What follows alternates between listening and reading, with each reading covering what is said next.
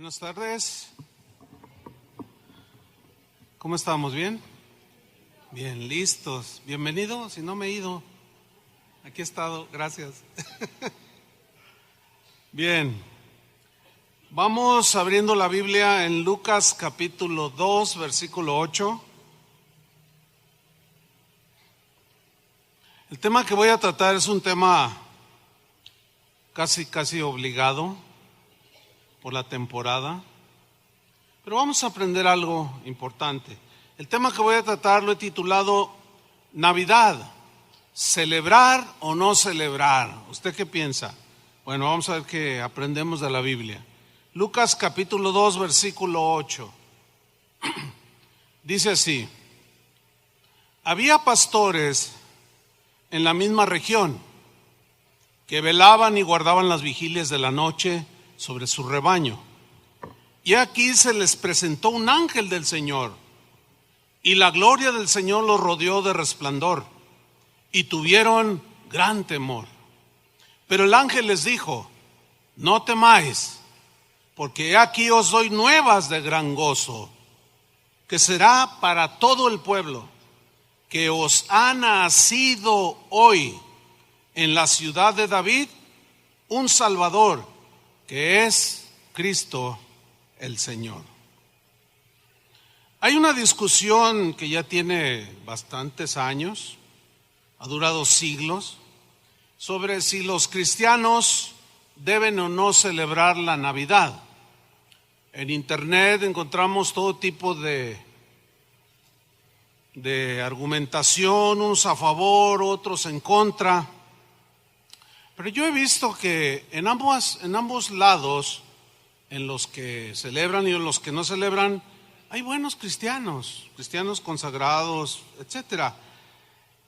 Ambos lados, ambas posiciones aseguran tener argumentos suficientes para unos para no celebrar y otros para celebrar la Navidad. Pero aquí surgen unas preguntas que vamos a tratar de responder. ¿Qué dice la Biblia al respecto? ¿Celebramos o no celebramos? ¿Qué dice la Biblia?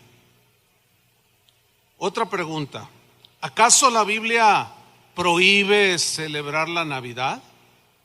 Otra pregunta: ¿acaso la Biblia ordena, es un mandamiento celebrar la Navidad? Siendo objetivos, no vamos a encontrar un solo mandato bíblico explícito, claro, contundente, que nos ordene celebrar la Navidad. No lo vamos a encontrar, no hay. Pero aquí surge una pregunta. Si alguien celebra, si no hay mandamiento y alguien celebra la Navidad, ¿significa que es antibíblico o que llega a ser un pecado? Bueno, sígame con atención. En la Biblia encontramos lo que vamos a llamar los mandamientos explícitos, claros, contundentes, que no dan lugar a dudas de lo que está ordenando. Pero también encontramos lo que conocemos o lo vamos a llamar como principios bíblicos espirituales, que son extraídos de las Escrituras y que es legítimo hacerlo. Obviamente que es más fácil seguir los mandamientos que son claros, que son contundentes, porque no hay duda de lo que nos está diciendo de manera clara. Pero no sucede lo mismo con los principios espirituales que son extraídos. Es un poco más complicado, ya que los encontramos así como un poco escondidos. Por ejemplo, la Biblia dice en un mandamiento contundente: no robarás. A ver, ¿qué de ese mandamiento no entiende usted? Es que no le entiendo. Nadie me va a poder decir, pues es que no sé a lo que se refiere. Porque es un mandamiento claro, rotundo y contundente. Nadie objeta nada. Pero, a ver, les voy a hacer una pregunta y me contestan. ¿Sale? Ahí va. ¿Fumar marihuana es pecado? Algunos dijeron que no. No sean, bueno, no se exhiban así tan... Pero la mayoría dijo que sí. ¿Es pecado fumar marihuana? Ahora, yo le voy a decir a usted, ¿me puede decir en qué texto de la Biblia dice clara, rotunda y explícitamente no fumes marihuana porque es pecado? ¿Me lo enseña? ¿Me puedo esperar? No llevo prisa. Jamás va a encontrar un mandamiento de esa naturaleza. Pero, puesto que no hay un texto que diga que es pecado fumar marihuana, ¿significa acaso que si no dice que es pecado, yo puedo fumar marihuana? Pues no, pero ¿por qué dice que no si la Biblia no dice? ¿Por qué decimos que es pecado? Porque está implícito en muchos textos de la Biblia. Ese es un principio espiritual. Les voy a poner un ejemplo en la Escritura. Primera de Corintios 3:16. De lo que es un mandamiento claro, no robarás, no matarás, a lo que son principios espirituales que no dice así de manera clara. Hay cristianos que se ponen así como un poco, pues así, quieren ser muy ortodoxos y dicen, si la Biblia no dice que los dinosaurios existieron, no creo que existieron. Oye, pero ahí están los huesos. La Biblia no dice nada. Primera Corintios 3:16. No sabéis, miren, de aquí sacamos el principio bíblico de que fumar marihuana es pecado. Por ejemplo, ¿no sabéis que sois templo de Dios y que el Espíritu de Dios mora en vosotros? Si alguno destruyera el templo de Dios, Dios le destruirá a él, porque el templo de Dios, el cual sois vosotros, santo es. Ahí no dice explícitamente no fumes marihuana, no veas pornografía. Ahí no dice explícitamente, ¿verdad que no? Porque no hay un texto. Sin embargo, de esta y muchas otras escrituras extraemos los principios espirituales que son válidos para hacer o no hacer.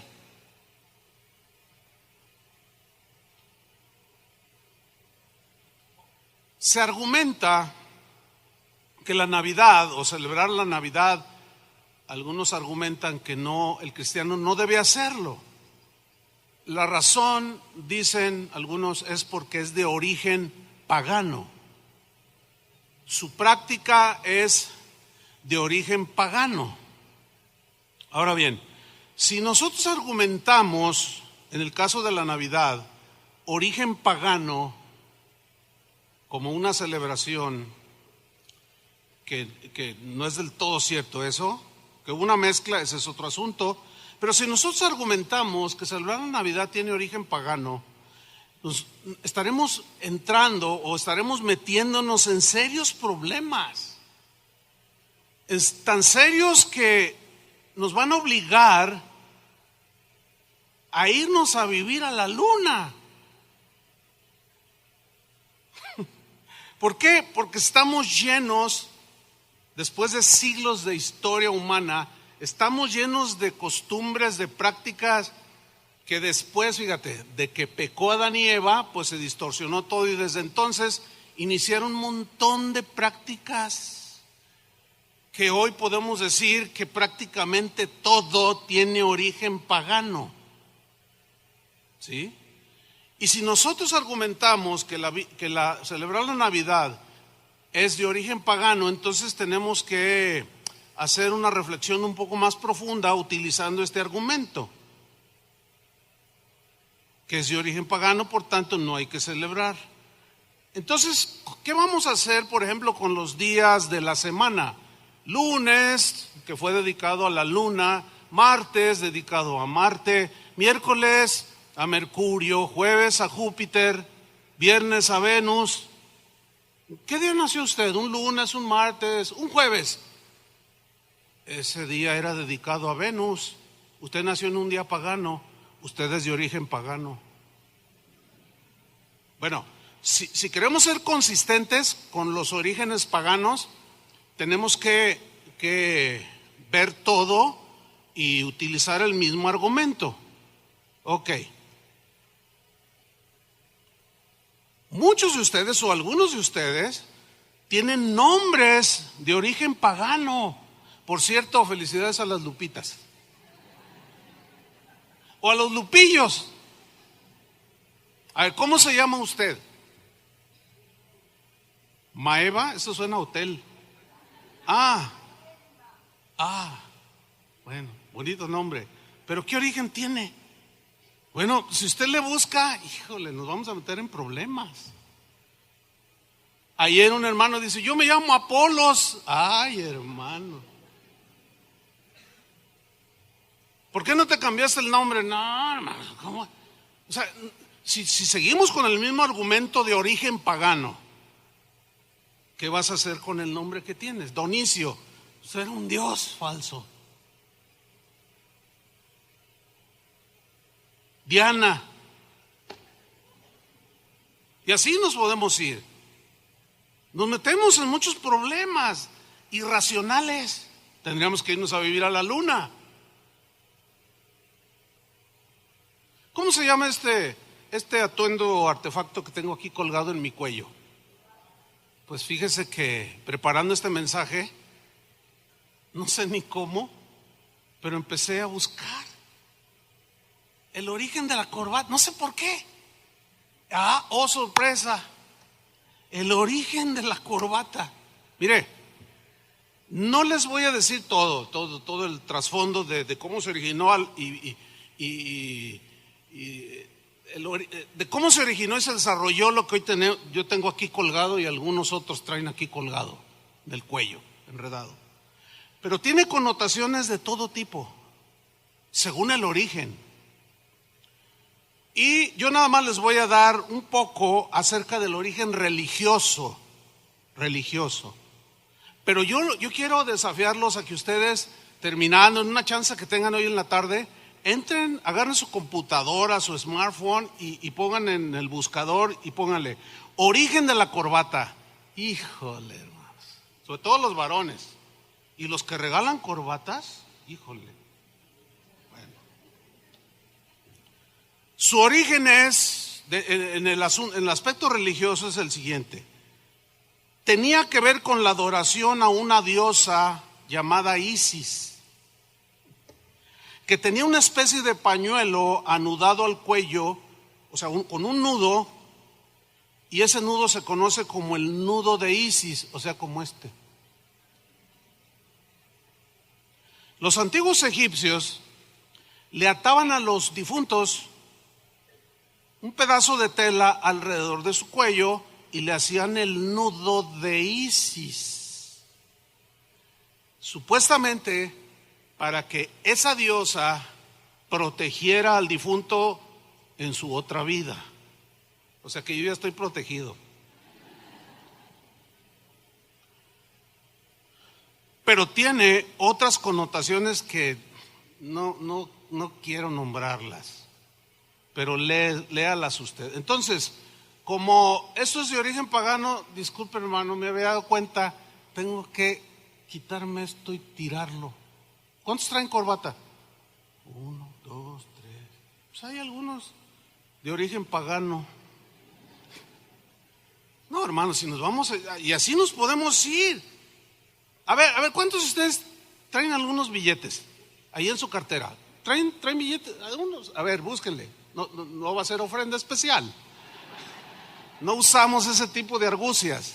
A ver, saquen un billete, el que sea. Saquen un billete. Yo aquí tengo uno. Un billetito. Yo tengo un billete de 100 aquí. Ok, ahí tiene a Cuauhtémoc. Oiga, ese señor adoraba un chorro de dioses.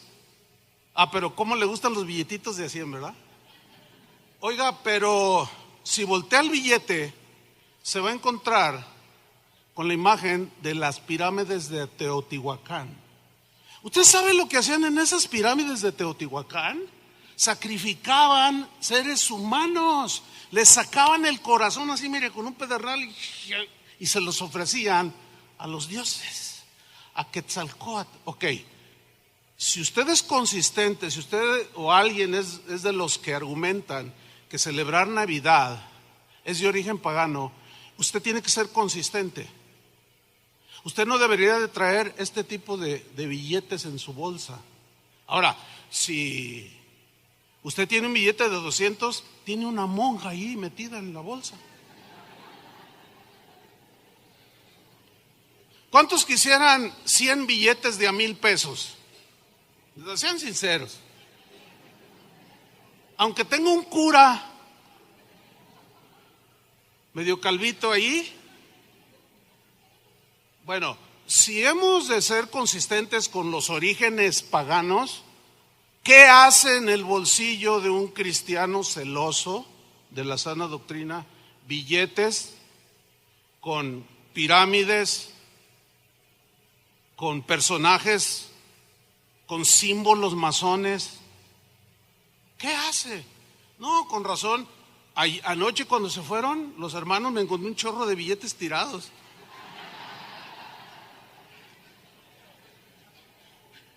Dijeron, no, pues quiero ser consistente con mi argumento de que si celebramos Navidad estamos participando en una celebración pagana.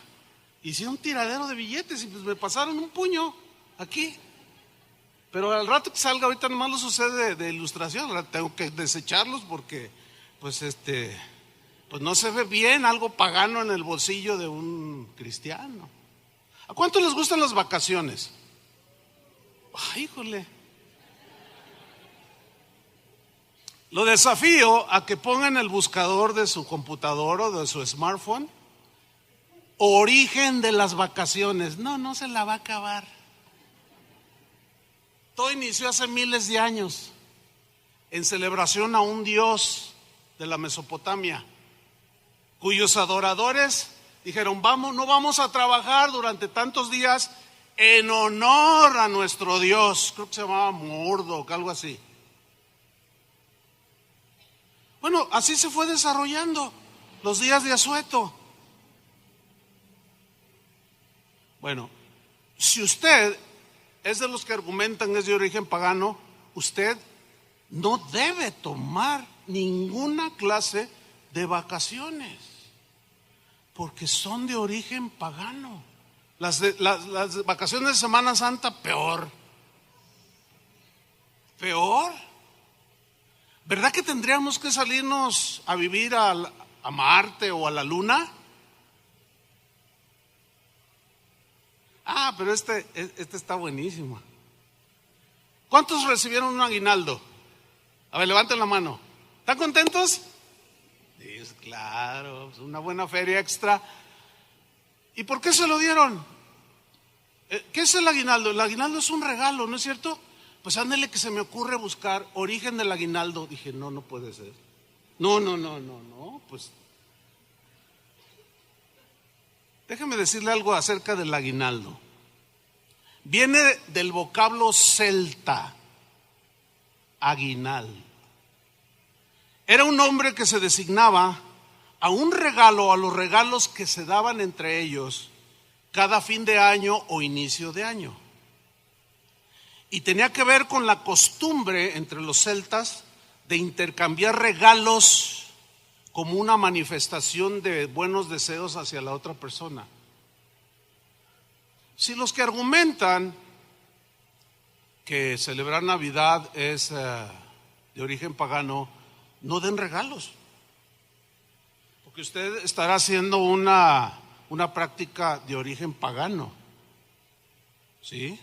Fíjese que dice la historia, pues, que durante el reinado de Rómulo, que fue el fundador de Roma, el emperador en turno recibía de sus colaboradores unas ramas de un árbol frutal. Pero este árbol frutal que crecía en los bosques alrededor de Roma, estos árboles estaban consagrados a una diosa. La diosa se llamaba Strenia. Esta diosa representaba la salud, el bienestar, la buena suerte, la prosperidad, pues. Por lo que esas ramas, al entregarse uno al otro, era en deseos de un buen año, en deseos de prosperidad y de bendición. Ahora, estas prácticas se arraigaron a través de los años, y cada primer día del año, en los tiempos de Roma, todavía estoy hablando, se repartía algo que ellos llamaban ya en latín strena. ¿Cómo se llamaba la diosa? Strenia. Strena. O sea, strena era un regalo, tenía esa connotación de un regalo que se daba, pero ese regalo que se daba siempre era pensando en la diosa Strena o Strenia. Por cierto, la palabra estrenar viene de Strenia, de la diosa Strenia. Entonces, prohibido para los cristianos estrenar nada.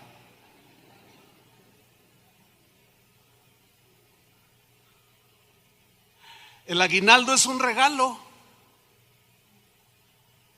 Es un regalo el aguinaldo. Es un strena, decían los romanos. Y su origen del aguinaldo es totalmente pagano. Así que, hermanos, si ustedes aman a Jesús, regresen su aguinaldo. Ya se pusieron nerviosos. Y bueno, los que tienen empresas, que aquí ha de haber alguno que otro empresario, no den aguinaldo, porque tanto peca el que mata a la vaca como el que le agarra la pata. O sea, ¿qué importa que ya sea estipulado como una ley? No importa que lo multen hasta con 10,000 días de salario, pero no dé usted aguinaldo, porque usted es cristiano y usted no se mezcla con cosas paganas, ¿verdad que no?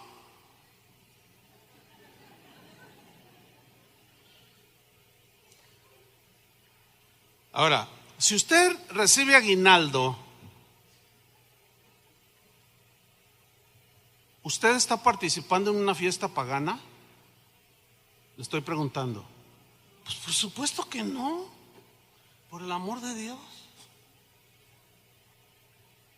¿Usted está adorando a Estrenia? Porque con el aguinaldo a lo mejor estrena carro, o zapatos, o una corbata de Isis. ¿Ven a dónde tendríamos que meternos si nos vamos a esos argumentos que son muy débiles, la verdad? Entonces pensemos.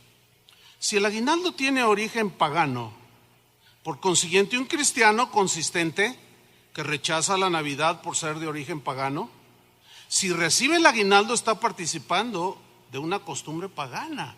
Entonces eso se llama, o se le nombra, doble moral. ¿Sí o no? Pero yo no quisiera irme a la doble moral, quisiera irme a la falta de conocimiento y discernimiento y entendimiento. ¿Sí?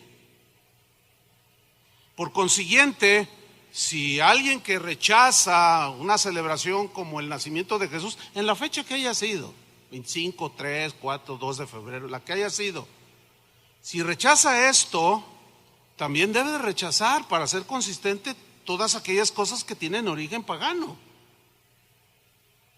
¿Me está siguiendo?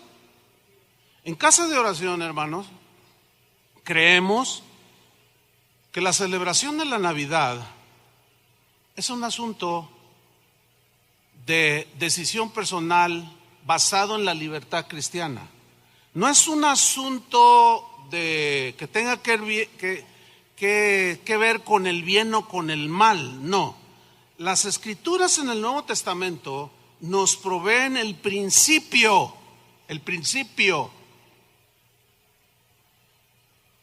de la libertad para decidir en cuestiones de preferencias que no tienen que ver con la doctrina fundamental, sino con aspectos en los cuales se la pasan peleando algunos cristianos, que si observamos estos días, que si esto no, que si hace aquello sí, etcétera, como el susodicho día de Navidad.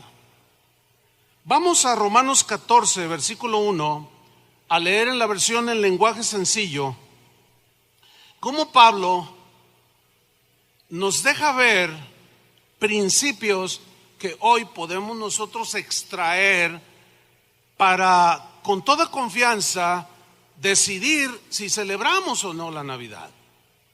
Nosotros en Casa de Oración hemos decidido desde siempre, desde que se fundó, y celebramos al Señor.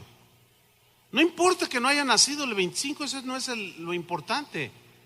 Cuando los ángeles le dijeron a los pastores, os ha nacido hoy. Bueno, hermanos, no era un acta del registro civil, por el amor de Dios, para que haya dicho, os ha nacido hoy 25 de diciembre del año, bueno, antes o después de Cristo. Ya es otro problema. Si fuera un acta de registro civil, a lo mejor decía la fecha. Ahora, pero no dice que lo debamos de celebrar, pero tampoco no dice que no lo podamos hacer. Vamos a ver qué nos dice la Biblia a través de los principios espirituales. Porque así como no hay un texto de la marihuana, como mencionábamos al principio, tampoco hay un texto que nos diga celebren.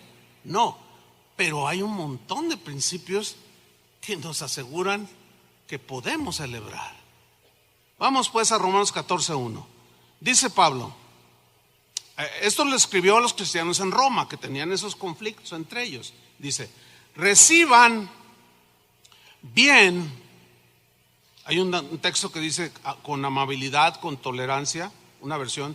Pero aquí dice, reciban bien, en la versión en lenguaje sencillo, reciban bien a los cristianos débiles. ¿Qué es un cristiano débil?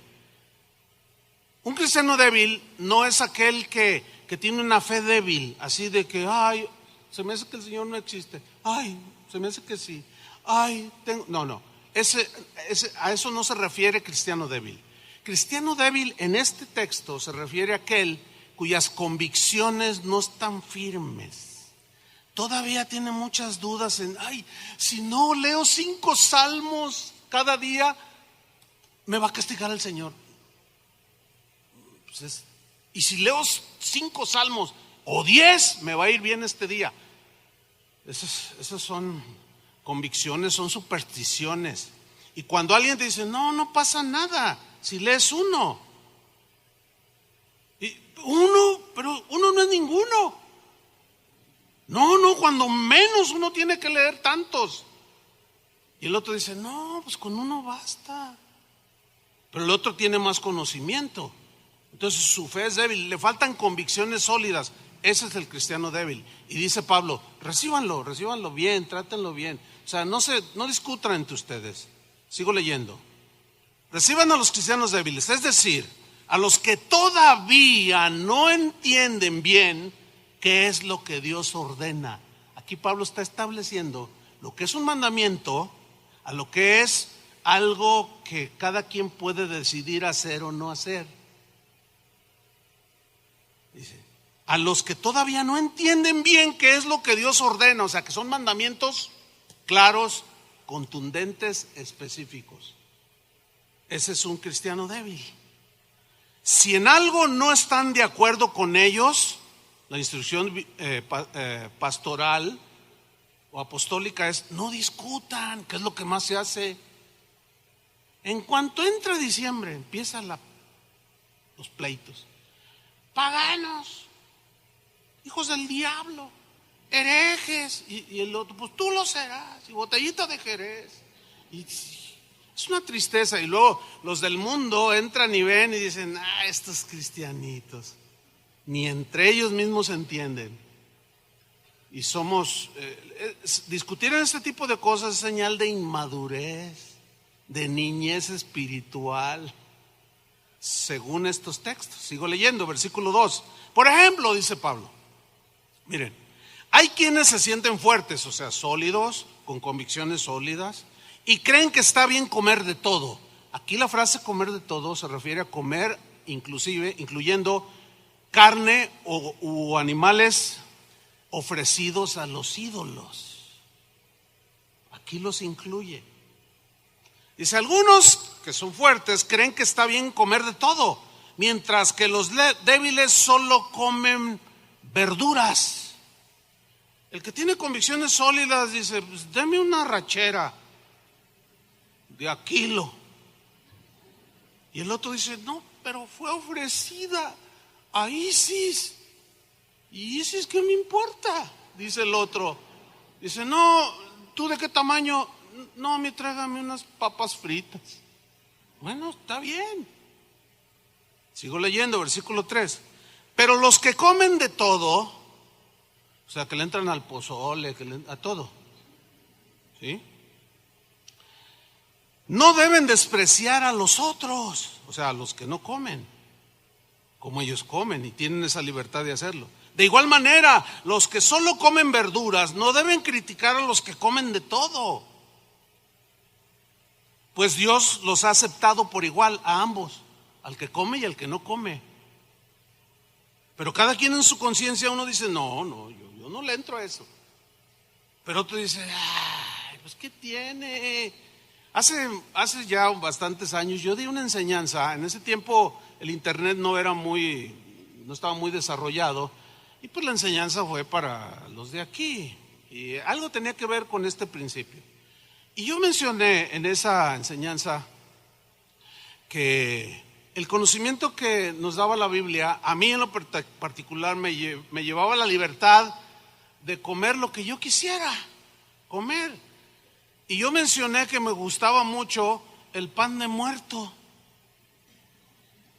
porque era dedicado, bueno, cuando yo dije eso, algunos, pues, ¿cómo el pastor come panes de muerto que le dedican a los muertos?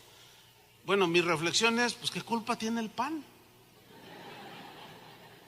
Ahora, si nos vamos en esa misma línea de argumento, no solo a los muertos les ofrecen pan, también les ofrecen un plato de pozole. Ajá, ¿verdad? Esos pozoleros. O sea, ¿cuál es la diferencia en un pan con un plato de pozole? Y no solo les ofrecen pozole, les ofrecen canastos de frutas. Híjole, ahí hay plátanos, manzana. Entonces, si usted come manzanas, plátanos, todo lo que les ofrecen a los muertos, ¿a dónde vamos a ir a parar, hermanos? Si seguimos con esa argumentación. Bueno, yo dije después por el internet, pues se empezaron a subir las enseñanzas y pues ya todo el mundo las puede oír. Y a donde llego, no falta quien me diga, y hace poquito me pasó, allí en la Ciudad de México, en una casa de oración, llegó un hermano, pastor, yo escuché una predicación que a usted le gusta el pan de muerto. Estábamos en una mesa como de 10 personas. Le digo, sí me gusta el pan de muerto. Dice, sí, mire, yo soy panadero. No, mira, Tony, te tocó verlos, ¿verdad? Eran 2 de este vuelo. Traía una bolsota así, venía así. No, yo creo que cada pan pesaba, no sé, 3 kilos, no sé. El muertote estaba bien grandote. Entonces, lo primero que yo hice fue, como dice la Biblia, lo vamos a leer más abajo, fue echar un vistazo así rápido, porque pues hay gente débil. Y pues 2 que 3 le hicieron así como diciendo, ¿cómo es posible? El pastor se está desviando. Entonces, pues así muy despistadamente, gracias, hermano, y lo puse abajo de la mesa así, pero después me la llevé. Y estaba hospedado en la casa del pastor. Le dije, oye, un chocolatito, ¿no? Dice, tengo abuelita de Batman. Le digo, tráete un chocolatito. No quiero sonar ni burlesco, esa no es la intención. Ustedes me conocen. Los que no me conocen lo dicen, se burlan. No me estoy burlando, estoy argumentando. Que suene así chusco, pues es que suena chusco. También lo otro. O sea, ese no es mi propósito. Bueno, sigo leyendo. Estamos en el versículo, ¿qué? 4. Dice, ustedes no tienen derecho de criticar al esclavo de otro. Es el dueño del esclavo quien decide si su esclavo trabaja bien o no. O sea, en cuanto a juzgar, si está bien o mal lo que hace el otro. Así también Dios es el único que tiene poder para ayudar a cada uno a cumplir bien su trabajo. Versículo 5. Permítanme darles otro ejemplo, dice esta versión. Hay algunos, no todos, que piensan que ciertos días son especiales. Por ejemplo, hay quien le puede parecer súper especial el día que nació. Hay quien puede tener un día muy especial cuando nació su primero y único hijo. Nació un 1 de febrero de 1975, mi único hijo. Para mí ese día fue el más feliz de mi vida porque lo tuvimos cuando ya no se podía y Dios hizo un milagro. Y para mí ese día yo tiro la casa por la ventana para celebrar a mi hijo. Y luego acá está otro que tuvo 10 hijos. Está así, no, pues imagínate a mí echando 10 veces la casa por la ventana al año. No, pues entonces el otro, el de un hijo, le dice, no, tienes que hacerlo, son tus hijos. Pero espérame, yo tengo 10 y tú nomás uno. No quieres, no más a tus hijos, no los quieres. Y el otro dice, sí los quiero, pero aventar la casa por la ventana 10 veces al año no se me hace algo sabio, y menos en estos tiempos. Y se empiezan a pelear. ¿Y tú por qué tienes el primero? Y por eso que tú no los quieres. Y eso es lo que sucede con la celebración de la Navidad. ¿Por qué? Porque a unos les es importante ese día, a otros no. Sigo leyendo. Hay algunos que piensan que ciertos días son especiales, mientras que para otros todos los días son iguales. Mire, yo en lo personal me considero de esos. Sin embargo, trato de tener cuidado en el aniversario de mi matrimonio con mi esposa. Sí, los primeros años como que se me olvidaba o no le ponía atención. ¿Por qué? Pues porque yo era soy de los que para mí todos los días son iguales, pero para ella no. Entonces yo tenía que respetarla a ella. ¿Me estoy explicando? Entonces yo me acuerdo perfectamente cuando ella nació, y lo tengo aquí bien presente, cuando nos casamos. Y ya son 39 años celebrando ese día. Es importante para mí. Para usted ni en cuenta, pero para mí sí, es importante. ¿Sí? Cada uno, dice el versículo 5, debe estar seguro de que piensa lo correcto. O sea, si para ti es correcto celebrar a tu único hijo, echar la casa por la ventana, está bien, pero no puedes obligar al otro que haga lo mismo. Entonces los que se resisten o argumentan no celebrar Navidad porque es de origen pagano, está bien, no lo hagan, pero no traten de impedirnos a nosotros que sí creemos y tenemos la libertad que lo hagamos. No, nosotros los respetamos, pero también que nos respeten. ¿Cuántos dicen amén? Dice el versículo 6, los que piensan que cierto día es especial, lo hacen para honrar a Dios por cómo lo celebran. Y los que comen de todo, lo hacen también para honrar a Dios y le dan gracias. Igual sucede con los que solo comen verduras, pues lo hacen también para honrar a Dios y también le dan gracias. Bueno, de estos textos nosotros sacamos principios espirituales. Y el principio espiritual más importante que Pablo está enseñando aquí, que ahí está el principio, es el de elegir legítimamente con la libertad que tenemos en Cristo qué días celebrar con la familia, con los hermanos, con el que sea, qué comer o no comer, incluye celebrar o no la Navidad. El principio es el mismo. ¿Sí?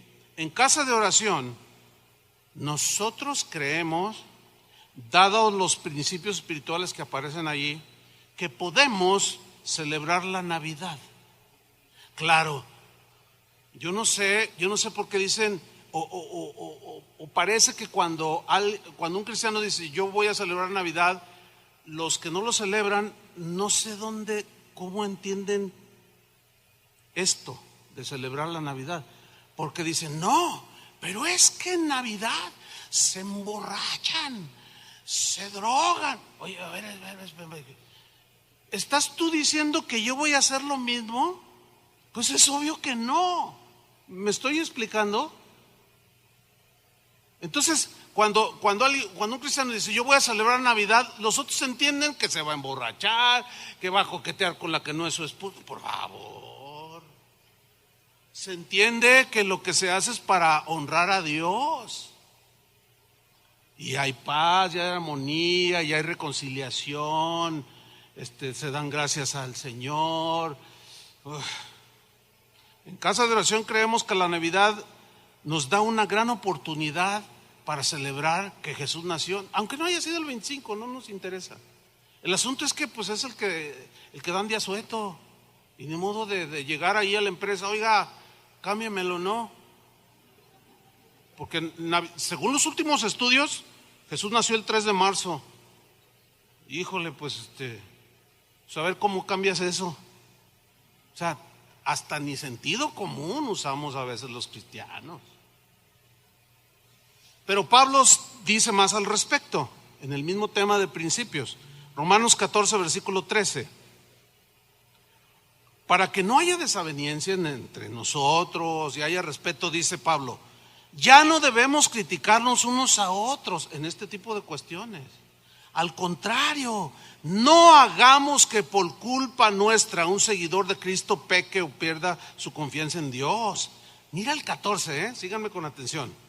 Dice, a mí, dice Pablo, nuestro Señor Jesús me ha enseñado que ningún alimento es malo en sí mismo. A mí el Señor me enseñó, dice la versión, a mí del Señor he aprendido, me ha enseñado que nada es inmundo en sí mismo, dice la Reina Valera. Pero Pablo dice, a mí el Señor me enseñó. Y cuando me enseñó lo pude entender. Entonces, pues venga el pozole, pues venga la guajolota. Las de allá, ¿de dónde son las guajolotas? Del DF. Y vengan los tamales de Chiapas. O sea, a mí el Señor, dice Pablo, me enseñó que ningún alimento es malo en sí mismo. O sea, puedo comer de todo. Pero si alguien piensa, habla de manera personal, que alguna comida no se debe comer, entonces no debe comerla. Absténgase, porque va en contra de su convicción. Si dice, por ejemplo, yo tengo por convicción desde hace años no tomar Coca-Cola por todo lo que contiene, y ya está más que comprobado. Pero el otro día hicimos una comida y nada más había Coca-Cola. Bueno, por convicción de salud yo no la tomo, pues tiene mucho azúcar. Pero como no había otra, pues me serví un vaso de Coca-Cola. Mi conciencia no pasa nada. Pero hay quien a lo mejor dice, no, es malo tomar Coca-Cola, porque en realidad es malo y daña la salud. ¿Cuántos dicen amén? Pero sí, si no quieren celebrar Navidad, pero bien que le entran a lo que hace daño al templo del Espíritu Santo. ¿Quién les entiende pues? Bueno, pero si alguien dice, tiene la convicción de que tomar Coca-Cola es dañino al cuerpo, pero se la toma y después está, ay Señor, perdóname, está violando su propia conciencia. Y dice Pablo, no debes hacerlo. Tus convicciones todavía no están sólidas como para decir, bueno, hoy me tomo, no suelo hacerlo, pero no hay, me la tomo. Sigo leyendo. Versículo 15. Si algún hermano se ofende por lo que ustedes comen, es porque no le están mostrando amor. Que es lo que yo extraigo de ahí el principio, de haber escondido y bajado rápido los panes de muerto. Una vez alguien me dijo, no, hacer eso es hipocresía. Le dije, no, no confundas gimnasia con magnesia. No es hipocresía porque luego va y se lo come allá. Le dije, no, es para proteger la conciencia del otro. Eso es lo que dice allí. ¿Lo entienden o no? Bueno.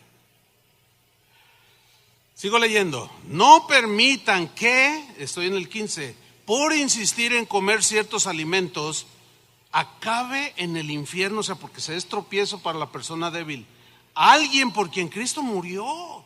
Dice el 16, no permitan que se hable mal de la libertad que Cristo les ha dado. ¿Libertad para qué? Para decidir comer, celebrar, guardar días o lo que queramos. Nadie, que no permitan que nadie hable mal. ¿Por qué? ¿Por qué no permitan? ¿A qué se refiere? Precisamente lo que sucede el día de hoy, de que está la peleadera. Ay, que si esas luces, ay, son del diablo. No son del diablo, son de nosotros para empezar. Se ven bonitas. ¿Cuál diablo? Pues nosotros tenemos esa convicción. Unas luces, lucecitas. Pero hay quienes no, dicen, no, que allá en Babilonia todavía ni había electricidad.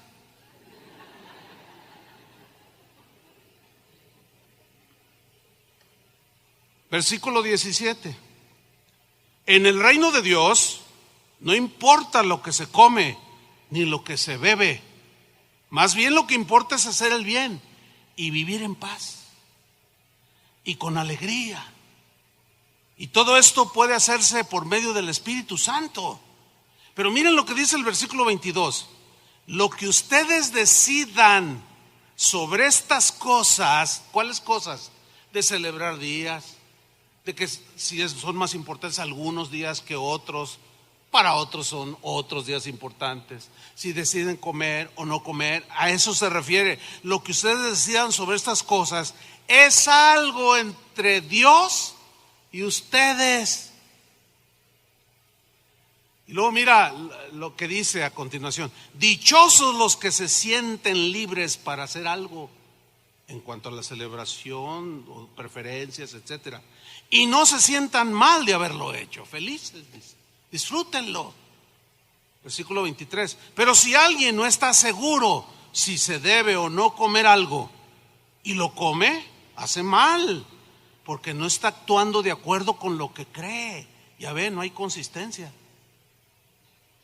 Y ustedes bien saben que eso es malo, pues todo lo que se hace en contra de lo que uno cree es pecado, porque viola tu conciencia. Entonces, para los que son débiles en la fe, hay unos escalones más arriba que ustedes deben en algún momento escalar. ¿Cómo? Entendiendo principios como estos, para que no se queden en un estado de niñez espiritual, sino que avancen y crezcan, ¿sí? Ahora, para irnos sobre el final, abran su Biblia en Lucas capítulo 2 versículo 4, porque vamos a sacar un principio que nos va a dar la pauta para si celebrar Navidad es pagano o no es pagano. ¿De acuerdo? Un principio, dije, porque no hay un mandamiento, pero hay principios. Ahí va, Lucas capítulo 2, versículo 4.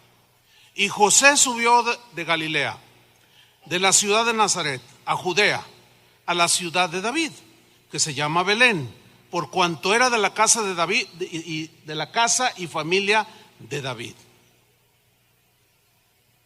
Versículo 5.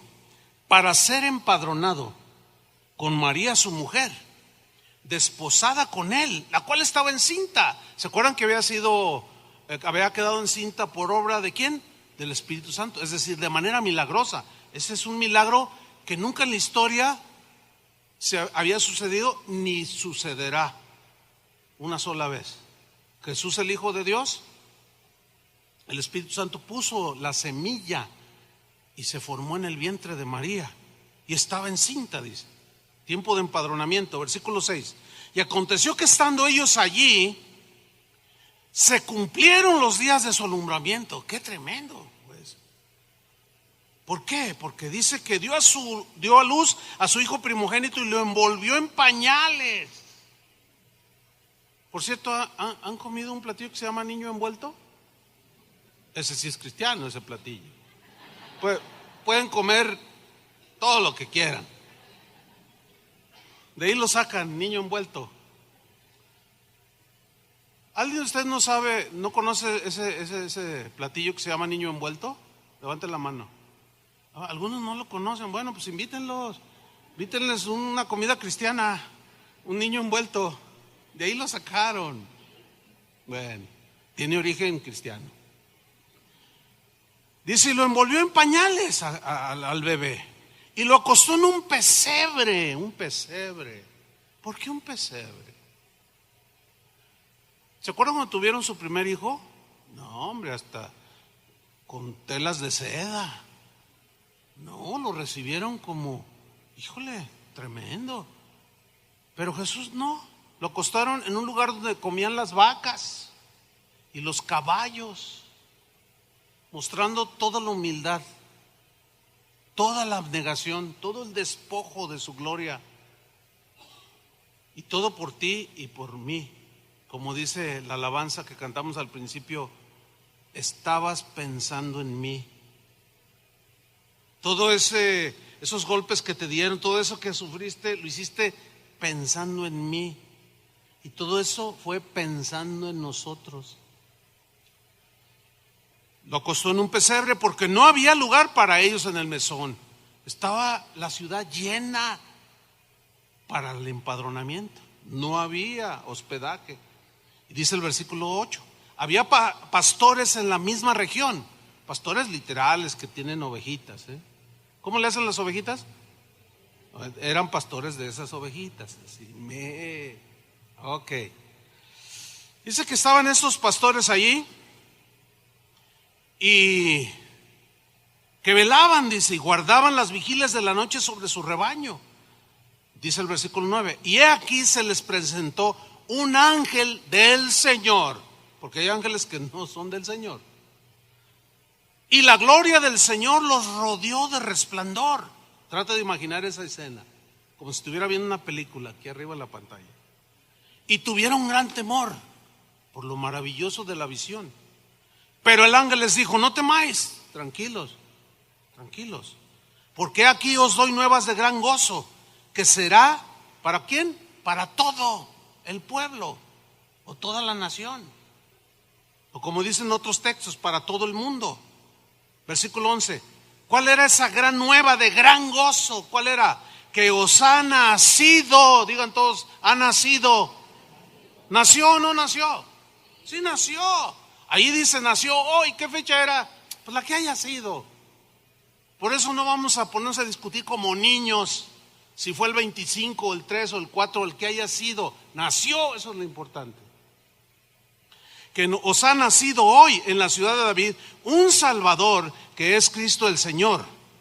Esto les va a servir de señal. Van a hallar al niño envuelto en pañales, acostado en un pesebre. Y repentinamente, miren lo que sucedió, repentinamente apareció con el ángel una multitud de las huestes celestiales. Hermanos, la Biblia no dice cuántos son, pero siempre que habla de huestes celestiales son miles y quizás millones de ángeles. Dice de repente porque viajan a una velocidad extraordinaria, que de repente ya están allí. Y repentinamente, o sea, como que bajaron del cielo a la velocidad de la luz, qué sé yo. ¿A dónde? A donde había nacido Jesús, el Hijo de Dios. ¿Qué hacían estas huestes espirituales o celestiales? Alababan a Dios y decían, gloria a Dios en las alturas y en la tierra paz, buena voluntad para con los hombres. ¿Qué hicieron los ángeles cuando nació Jesús? Cantaron. ¿Por qué no? ¿Acaso no podemos cantar por el hecho de que Jesús haya nacido? ¿Habrá algo que nos impida celebrar que Jesús nació? Claro que no. Pero sorprende la manera en que Algunos cristianos dicen que la Biblia no dice nada acerca de celebrar el nacimiento de Cristo. ¿Qué hicieron los ángeles? Celebraron el nacimiento de Cristo. Cantaron a todo lo que daban. ¿Se imaginan ese coro cómo se debe haber escuchado? Gloria a Dios en las alturas. El otro día estaba con un hermano y le dije, mira, escucha este coro. Es un coro de 2,000 personas. Y cuando se lo pongo, le dice, wow, ¿qué es eso? Eran 2,000 nada más. Se oía aquello. Era la aleluya de Händel. No, se oían 2,000 voces. La plataforma donde estaban es del tamaño de este auditorio, imagínense. 2,000 allí cantando, aleluya. Aquí no eran 2,000, aquí eran más, aquí eran miles. ¿Cómo se ha de haber escuchado? ¿Hasta dónde retumbó esa celebración? En el cielo hubo fiesta, hermanos. Ahora yo hago una pregunta. ¿Es la encarnación de Jesús, el Hijo de Dios, un evento digno de celebrarse? Por supuesto que sí. Pero la Biblia no dice no dice un mandamiento específico, pero ahí está el principio. Alabaron a Dios las huestes celestiales cuando Jesús nació. Y yo no tengo la menor duda de que si nosotros lo hacemos no estamos ofendiendo a Dios, ¿verdad que no? Mucho menos estaremos pecando. Además, la misma palabra de Dios nos insta, nos ordena en algunas partes a celebrar las obras maravillosas de Dios, los hechos maravillosos de Dios. Por ejemplo, Salmo 89, versículo 5. Dice así: celebrarán los cielos tus maravillas. ¿Quiénes habitan en los cielos? Los ángeles. Ellos ya celebraron. ¿Quiénes celebrarán las maravillas de Dios? Las huestes del cielo. Y la Biblia nos los comprueba. Celebrarán los cielos tus maravillas, oh Jehová. Tu verdad también en la congregación de los santos. ¿Cuál verdad? Podemos argumentar aquí. La verdad y el hecho de que Jesús nació en este mundo. Tomó forma humana. Celebrarán tu verdad también en la congregación de los santos. Que la Biblia no dice nada, hace falta leer un poco más la Biblia. Salmo 145, versículo 1. Te exaltaré, mi Dios, mi Rey, y bendeciré tu nombre eternamente y para siempre.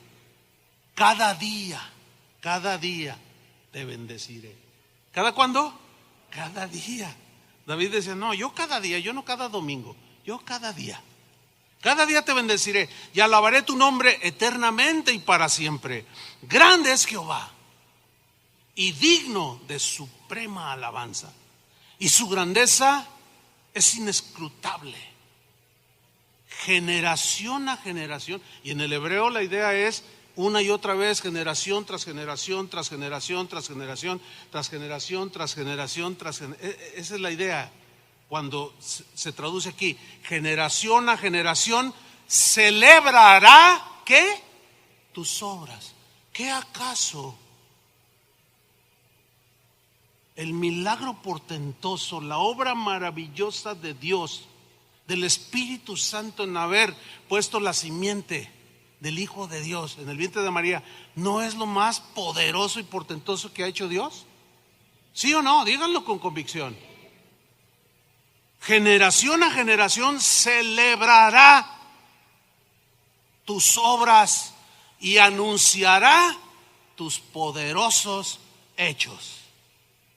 ¿No le pueden dar un aplauso al Señor?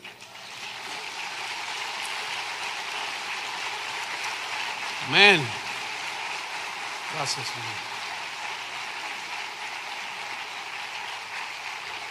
Versículo 2. Isaías 12:2 dice: he aquí, Dios es salvación mía, me aseguraré y no temeré, porque mi fortaleza y mi canción es Jehová. Mi fortaleza y mi ¿qué? Mi canción es el Señor, quien ha sido salvación para mí. ¿Cuántos son salvos? Él es nuestra canción. Versículo 3: sacaréis con gozo aguas de las fuentes de la salvación, y diréis en aquel día: cantad a Jehová, aclamad su nombre, haced célebres en los pueblos sus obras. Recordad que su nombre es engrandecido. Cantad salmos a Jehová, porque ha hecho cosas magníficas. Sea sabido esto por toda la tierra. Que la Biblia no dice por el amor de Dios. Por el amor de Dios. Hace falta leer un poco más la Biblia que argumentos sin sustento.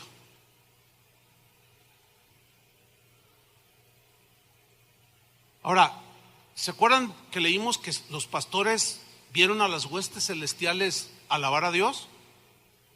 ¿Qué reacción tuvieron los pastores? El mismo pasaje de Lucas nos lo dice, Lucas 2:15.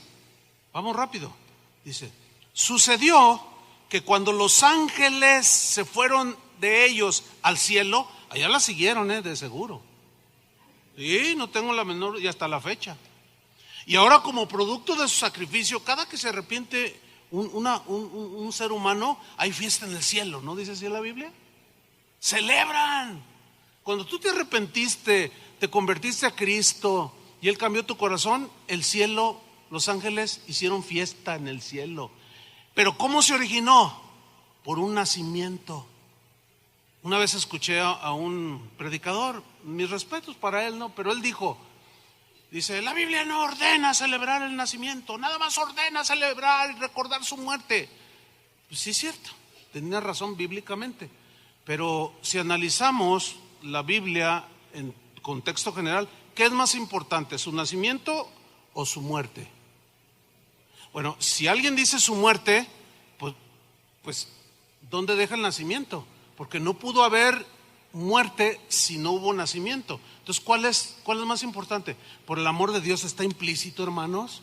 No se puede separar el nacimiento de la muerte de Jesús. Imposible separarlo. Por lo cual y por lo tanto, el celebrarlo, ya sea en su nacimiento y en su muerte, es totalmente lícito y hasta ordenado por medio de los principios del Señor. Pero sigamos leyendo. Se fueron los ángeles al cielo. Los pastores se dijeron unos a otros, pasemos pues hasta Belén y veamos esto que ha sucedido y que el Señor nos ha manifestado. Vinieron pues apresuradamente. Aquí la palabra en realidad es, se fueron corriendo a donde les había dicho los ángeles. Allá nació, donde está el pesebre. Vinieron pues apresuradamente y hallaron a María y a José y al niño acostado en el pesebre. Y al verlo, dieron a conocer lo que se les había dicho acerca del niño. Y todos lo oyeron. ¿Todos? ¿Habría acaso ya más gente que se dio cuenta del nacimiento de ese bebé? Dice que todos oyeron lo que estos pastores habían oído de los ángeles y se maravillaron de lo que los pastores les decían. Pero María guardaba todas estas cosas, meditándolas en su corazón, quizá diciendo, pero este bebé es el Hijo de Dios, es el Hijo de Dios. O sea, no lograba procesar, por eso dice que las meditaba así como tratándolas de entender quién era ese bebé. Y termina diciendo sobre la reacción de los pastores el día que nació Jesús. Y volvieron los pastores, ¿cómo volvieron?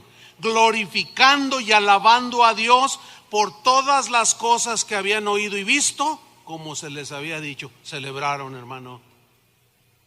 Cantaron, se regocijaron. Por eso es que Pablo dice, finalmente, le dice a los Corintios, 1 Corintios 10:29, ¿por qué se ha de juzgar mi libertad por la conciencia de otro? Y si yo con agradecimiento participo, ¿por qué he de ser censurado por aquello de que doy gracias? Si pues coméis o bebéis o hacéis otra cosa, hacedlo todo para la gloria de Dios. La mejor conclusión sería que debemos de aprender a respetarnos. Yo no pretendo convencer absolutamente a nadie de aquellos hermanos que argumentan que no se debe de celebrar porque es de origen pagano. Yo no pretendo convencer a nadie. Simplemente trato de que den un escalón más arriba en cuanto a la madurez cristiana y al entendimiento y al discernimiento, para que no sean tan escrupulosos. Pero en tanto se da eso, los que se consideran sólidos en la fe tienen que ser pacientes con los débiles, ¿sí? Entonces, ¿cómo llegar a un buen acuerdo? Bueno, el respeto a la libertad de celebrar o no celebrar, ¿sí? Esa es una libertad que la Biblia nos otorga a ambas partes. La Biblia nos da esa libertad para celebrar que Jesús nació, no importa que no haya sido el 25. Y también aquellos que todavía no asimilan quizás del todo, también tienen esa libertad de decir, yo no lo hago. Está bien, como sea, lo que hagamos, hagámoslo para la gloria de Dios.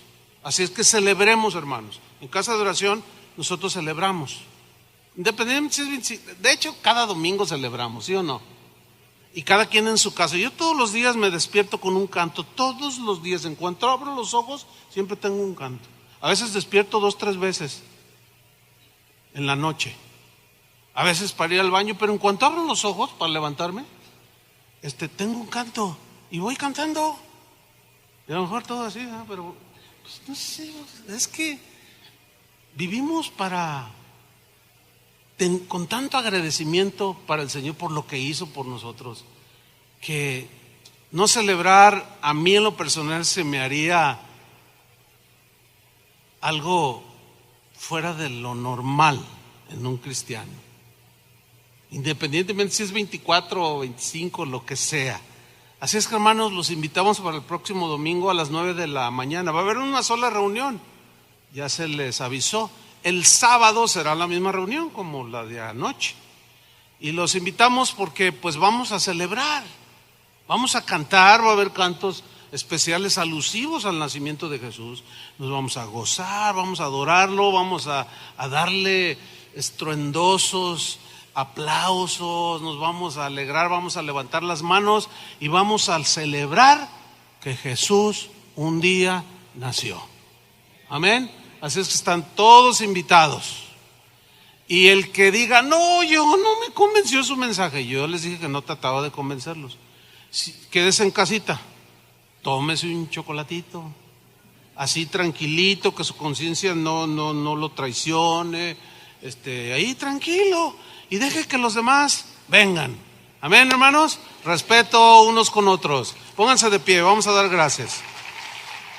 Señor, te damos gracias porque a través de tu palabra podemos encontrar los principios, Señor, para hacer lo que hacemos. Hay cosas, muchas cosas que no hay mandamientos claros, específicos, contundentes, pero en tu misma palabra está implícito qué podemos o no podemos hacer, qué debemos o no debemos hacer. Y muchas de estas cosas quedan en la libertad de cada cristiano.